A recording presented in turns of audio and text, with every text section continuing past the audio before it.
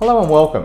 I'm Fraser Duff from Passmore Duff, Corporate Risk Advisors since 1996. In response to risks associated with COVID-19, we've seen behaviours that have surprised us and left us all unprepared. And yet we only have to turn to history to see similar behaviours in pandemics more than a century ago. We're pleased to offer an informative and interactive online virtual session specifically designed for managers and leaders that takes a deeper look at the psychology of risk.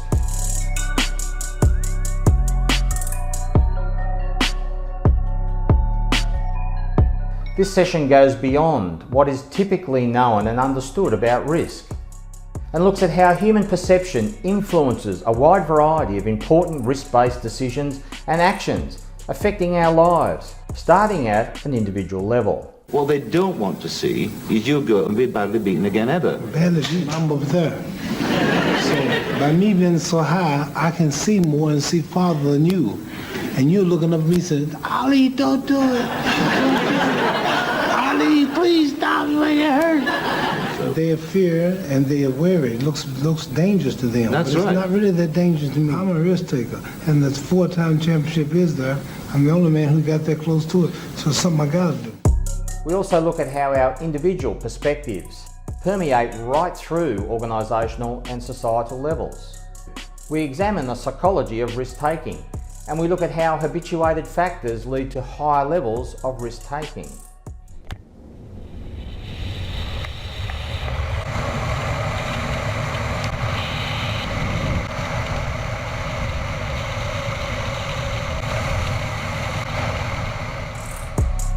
And we look also how habituated factors create cultures of risk tolerance that include increased at-risk behaviours. We look beyond the better-known conscious factors that influence people's decision-making around risk and discuss factors that, although operating at a more hidden and subconscious level, are equally and actively involved in that process.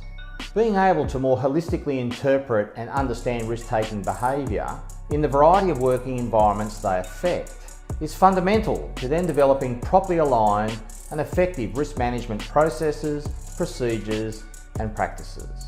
This is important when considering risk from an individual perspective where risk-taking has led to serious psychological and physical harm on the job, including fatalities in what otherwise would be thought of as routine activities. Got a good sense that it seemed like it was a healthy piece of ice there. John Freeman, in my view, is one of the safer, more technically sound, well-educated, knowledgeable, and sensible people out there. It was super thin. It wasn't as wide as my shoulders maybe at the beginning. After that initial delicate bit where things started to ease off a little bit, you know, the realization that this whole thing was collapsing and there was nothing I could do about it. When the fifth swing hit me, unleashed everything. It was fast. Yeah, it was really fast. It's equally important and applicable to corporate behaviour and governance. Risk-taking habits that embed themselves in organisational culture have led to unlawful corporate practices and caused immeasurable brand damage, including unprecedented financial penalties.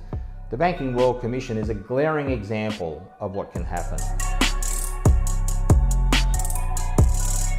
Thanks for watching.